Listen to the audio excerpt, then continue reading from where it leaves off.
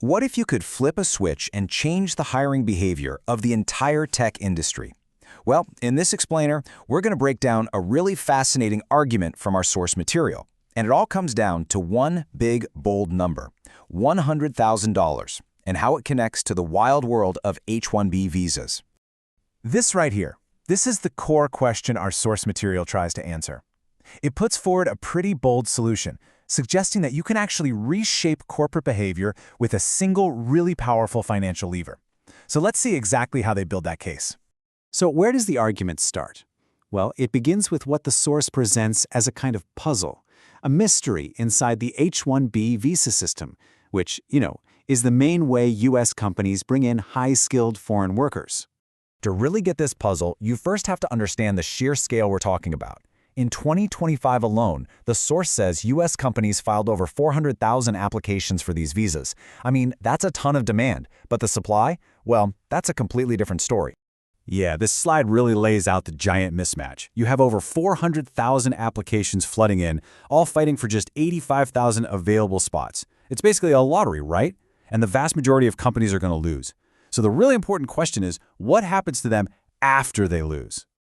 Okay, this timeline is absolutely crucial to the source's argument. In April, companies throw their hats in the ring. By July, most of them find out they can't hire the person they wanted. Now, you'd expect a massive surge in local job ads, right? As these companies scramble to fill those roles. But the source claims that's just not what happened. They report no real bump in local STEM hiring. And that is the puzzle. And this brings us to the main event, the catalyst. The thing that our source argues changed the entire game. It's a policy designed to solve that exact hiring puzzle we just talked about. And there it is, a proposed fee of $100,000 for every single H-1B worker. This isn't just a small price hike. The source presents this as a move to fundamentally change the entire financial equation of hiring foreign talent versus local.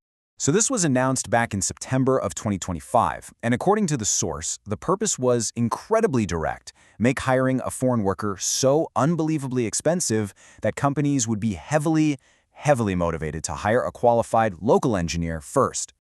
So what was the immediate reaction? Well, the source claims the number of companies willing to pay this new, massive price just plummeted.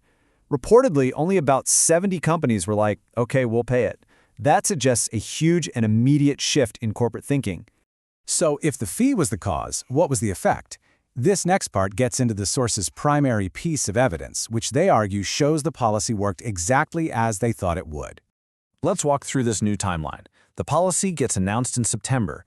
Then in late December, a court challenge against it fails, so the fee is now a reality.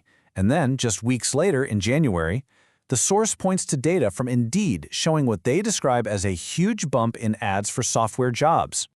This chart really visualizes the core of their argument. You can see the relatively low number of job ads back in July, after companies lost the visa lottery, and then you compare that to the massive spike in January, right after that fee was upheld. The source presents this as pretty clear-cut, direct proof that the policy worked. But the argument for this fee doesn't actually stop there. The source also talks about a second reason for all this new revenue: to fund enforcement and investigations into the whole visa program itself. The source pulls this quote from Harmeet Dhillon, who's reportedly involved with enforcement, and she basically says her department just doesn't have the resources to go after all the investigations they need to. It really frames the problem as a budget issue.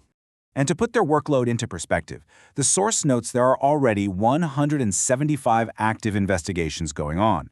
The implication here is that this number alone is stretching them to the limit, leaving who knows how many other potential cases just sitting there. So, where would the money from this new fee actually go? According to the source, it would go to a few key areas: investigating visa misuse, making sure companies know the location of their H-1B workers for what they call national safety, and reviewing hundreds of thousands of alleged cases where companies might have bypassed the U.S. labor market. Okay, so when you put all of this together, it forms one very clear, very linear argument.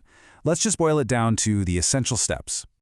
Here's the logic in a nutshell. First, the problem, as they define it, is that there's no local recruitment after the visa lottery.